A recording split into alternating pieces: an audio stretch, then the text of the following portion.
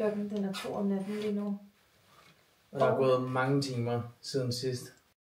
Klokken er blevet 12.22, og vi har lige været live på TikTok for at promovere vores YouTube-kanal, som er den, I ser lige her. Det er alligevel ikke det, jeg skal snakke om nu. Jeg har lige fundet min kuffert frem, og så tænkte jeg alligevel finde billetterne frem, fordi der står faktisk, hvor stor vores kuffert må være på dem. Så jeg tænker lige at måle min kuffert, om den er den rigtige størrelse.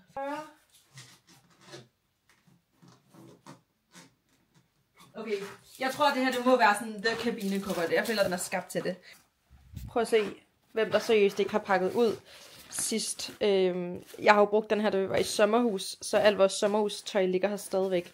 Jeg troede altid, at jeg var sådan meget A-menneske, men jeg er åbenbart meget B-menneske, fordi prøv at se, der ligger seriøst min bikini, og den er ikke vasket. Sådan, den lugter bare af strand, og det er fucking irriterende, fordi jeg havde kun tænkt mig at tage sådan 2 bikinier med, og den ene er allerede beskidt. Ham her er kommet hjem! Ja, og jeg er lige blevet klippet. Ja. Ser voldsomt ud, sådan, når man ser det. Men skal ud til kasser. Vil du ikke lige vise, hvilken kuffert du rejser med, skat? Jo, fordi jeg troede, at det var et kuffert, jeg fik af mine forældre. Men, hvad? Det viste sig, at det var en fødselsdagsgave, jeg har fået af din mor. Så vi bliver nødt til at købe den lille. Men igen. Den er ikke bare lille, skat, den er pink. Det kan jeg godt. Ja, så håber jeg ikke med at pakke her i. Vi har pakket vores kabinekufferter.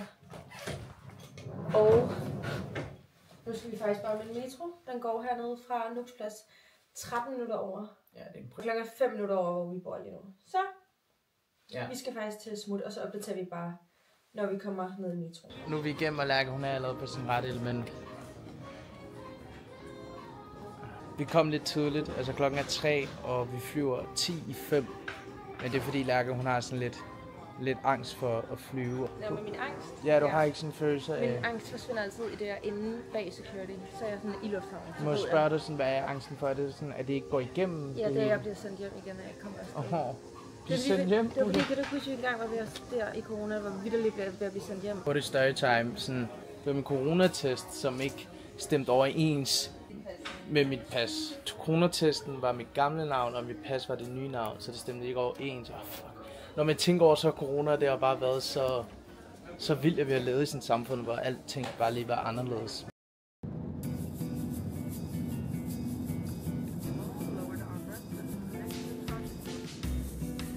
Vi har officielt lavet en døgner nu. Vi lander, og vi er lige gået ind i transferbussen, og vi har lige fundet ud af, at vi er nogle af de første, der bliver sat af, og det er virkelig dejligt. Og det er en minibus, så den skal ikke langt. Det er fucking fedt. Vi har slet ikke sagt, at vi var de eneste næsten i flyet. Der var ikke nogen i flyet. Så vi havde en hel række for os selv. Det havde alle. Alle par havde en række for sig selv. Ja, det var også ret dejligt.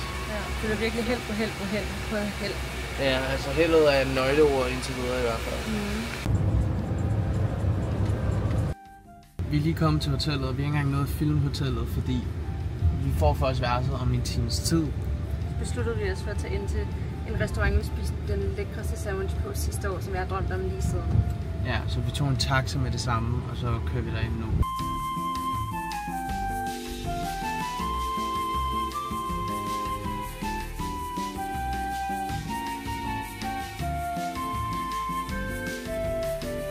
Vi nåede ikke at vise maden, men det er fordi, vi var så sultne, at vi endte med at spise maden. Ej, det er faktisk lidt sygt.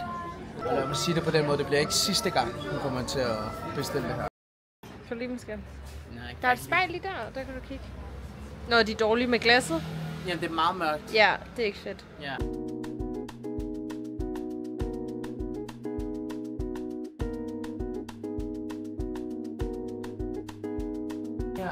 Det hedder Solo Gelato, og det betyder den eneste is, og det vil jeg give dem ret i. Her i byen er det den eneste is. We're good, thank you.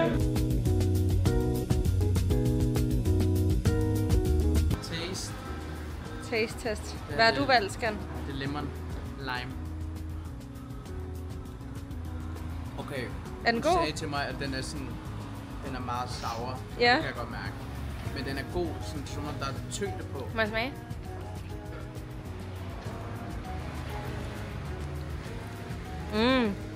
Det er lige noget for dig, tror jeg. Ja, det er det. Det er blevet mange timer senere.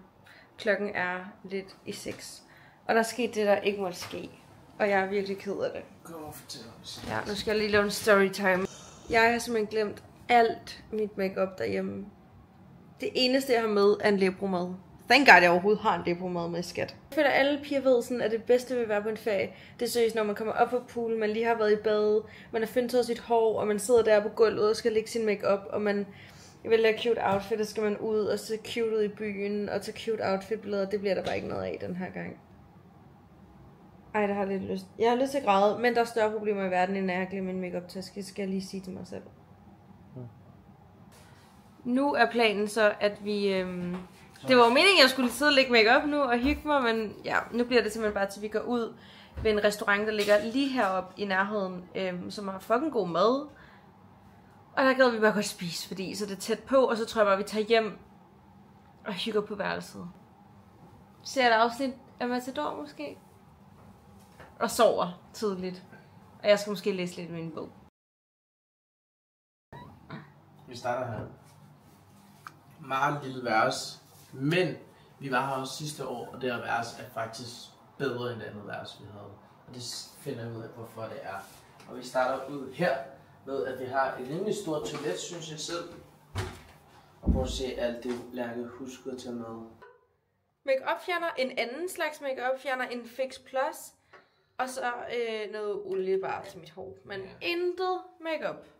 Minimalt sådan område her. Jeg tror faktisk godt, man kan fornemme det, hvor lille det er. Men alligevel, altså, mig og Lærke er små mennesker. Grunden til, at vi synes, at værelset er fucking fedt, faktisk. I forhold til, at det er så lille. Ja, fordi for det første er, altså den pool, hvor vi sidder og hænger ud, den er sådan bag den her mur nærmest. Vitterligt om bagved her.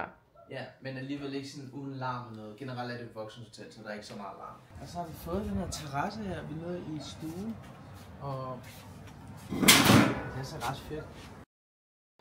I kan lige få en lille outfit of the day her. Jeg endte med bare at tage denne her sorte kjole på, som faktisk er for weekday. Og det er sådan en cute en, man bare binder heroppe. Den er virkelig god til ferie, fordi hvis man får varmt og har noget som helst andet på. Så har jeg selvfølgelig solbriller på, fordi jeg ikke har noget som helst make-up på.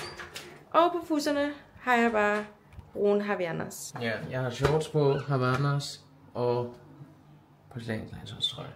Ja, you look so good. Det her, det er vores sådan, standard. Derovre er også et andet poolspot. Derovre, men det får jeg aldrig at se, for vi hænger ikke ud der. Det er så flot, der er lige her. Ja. Det er smukt, hva'? Og det kan godt være, at jeg var sådan lidt træt før. Vi hyggede os sådan rimelig meget med at bade og sole. Og det var sådan, lige ved 3-tiden, der var energien rimelig high. Mm. Men lige når vi kom ind på værelset, så er det som om, at det var sådan fake energi, og det var noget, vi var helt... Ja. Jeg er faktisk ikke så, jeg er ikke så træt. Man kan fornemme lidt hotellet her. Hvad har du fået, Skan? Men det her er altså sådan en sødeste lille restaurant. Prøv at se udsigten. 100 meter væk fra hotellet. Ja, så det er virkelig en hyggelig lille... Ja. Vi har fået det første mad ind her. Og det er det zucchini med cheese. Grillet zucchini med cheese. Grillet zucchini med cheese. Og vi har sådan... Det var første gang, jeg low-key smagte sidst jeg var her med dig. Og vi har tænkt på det lige siden. Vi har sådan ikke prøvet at lave... Lærke har prøvet at lave det til 3 gange derhjemme. Og det har aldrig lykkedes, for det handler om, at olien skal være sådan virkelig varm. Og vi har ikke nogen frityresteger. Vi kan ikke lide at frityresteger. Men når vi er på ferie, så... Og det var et par, som vi mødte på en restaurant. Nå, var det sådan, det var? Vi mødte dem i poolen, hvor de sagde, at I skal tage til den her restaurant og købe det her grillet zucchini. Det var et andet sted. Det er et andet sted, som vi kommer til at filme også med i vloggen. Og siden vi var der, og så på alle restauranter, vi var resten af ferien sidste år, der bestilte vi grillet zucchini. Ja, de er ikke lige så gode, men når vi ikke har fået det et år, så smager det vanvittigt, synes jeg. Ja.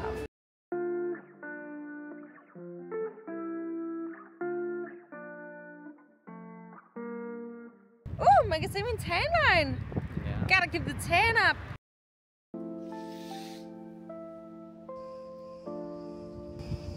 Vi har opdaget, at vores værelse ligger lige ud til vandpumpen, tror jeg det er. Til poolen. Hvilket vil sige, at I kan jo ikke kunne sove i går, fordi at den vitterligt begynder at være 10. minut. Så jeg tror, vi overvejer at gå op og spørge, om der er et værelse her i nærheden. Samme bygning, fordi vi er virkelig glade for. Det er gået for at være en fin værelse. Nok det dårligste værelse, hvis det er, fordi det larmer. Men det er også det, der er mest yderst til poolen.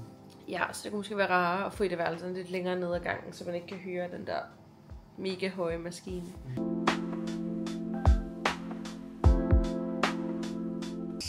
Jeg har lige fundet vores spot, som vi skal sidde i dag. Hold da op. Det er sådan low-key en af vores yndlingsspot, fordi Lærke hun er en rigtig vanddyr, og man kan trille direkte ned i vandet her. Og jeg kan nok ikke fornemme det, men den havudsigten af bugten, den har jeg, hvis man sidder lige her. Ja, jeg fik jo kun 6 timers søvn efter en døgner, og det, er sådan, det rammer mig lidt hårdt, da jeg stod op. Men nu, 40 minutter efter, så har jeg det rigtig godt, og kaffen har i hvert fald hjulpet på det. Og så frugt.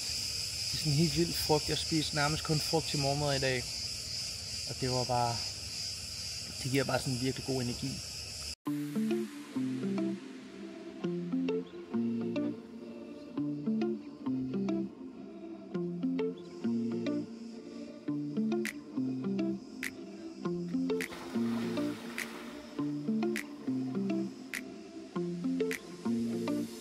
Lærke, hun elsker vand.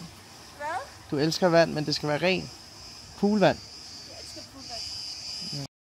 Ja. Vi er i gang med at pakke alle vores ting igen. Lige efter, at vi vitterligt har pakket ud. Så nu har Lærke også ro og talt med receptionen om, at vi kan flytte til et værelse, der er på den her bygning her. Fordi hotellet er bygget op i 2 bygninger, og det her synes vi er den fede bygning.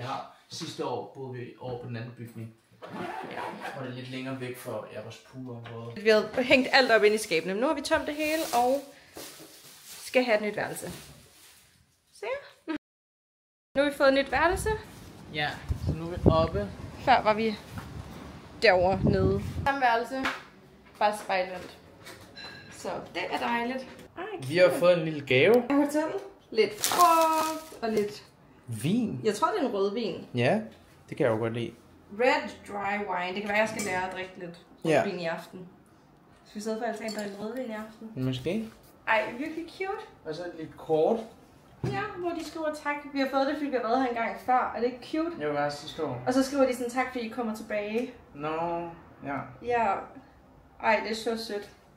Cute, lille, sødt hotel. Virkelig nuttet sted. Ja.